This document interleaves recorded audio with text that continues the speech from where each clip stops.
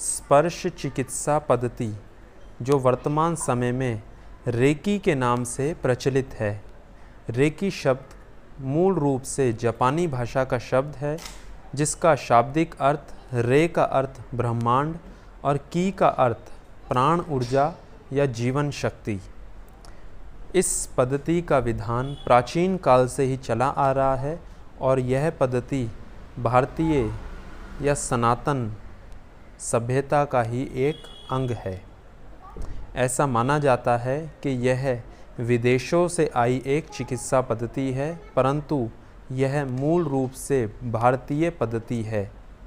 भारत से निकलकर यह पद्धति चीन, जापान, तिब्बत, रूस और दुनिया भर के अनेक देशों से घूमकर एक बार पुनः भारत में दोबारा प्रचलित हो रही है।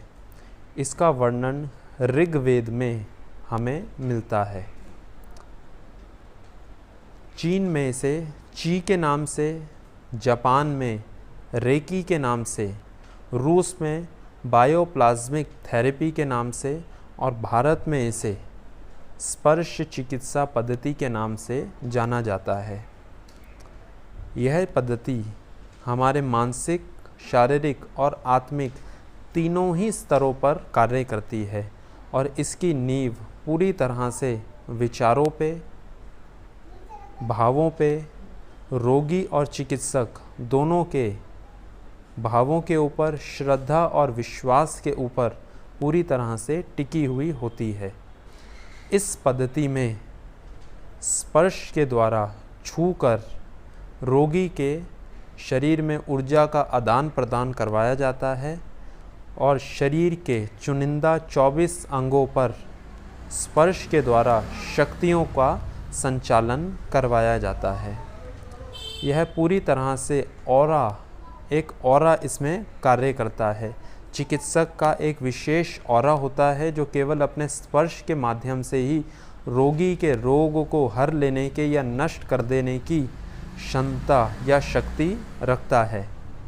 जिस प्रकार से हम मंदिर, मस्जिद, गुरुद्वारे या अन्य किसी भी धार्मिक स्थान पर जाते हैं, वहाँ पर जाकर एक शांति का, सात्विकता का हमें भाव होता है।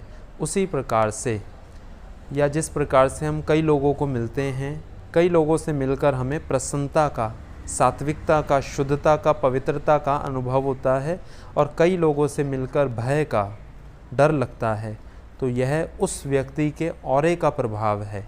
इसी प्रकार से रेकी करने वाले चिकित्सक का भी एक विशेष ऑरा होता है जो केवल स्पर्श के माध्यम से ही रोगी के रोग को नष्ट कर देता है। यह पूरी तरह से मन की शुद्धता, पवित्रता, सात्विकता के ऊपर निर्भर करता है।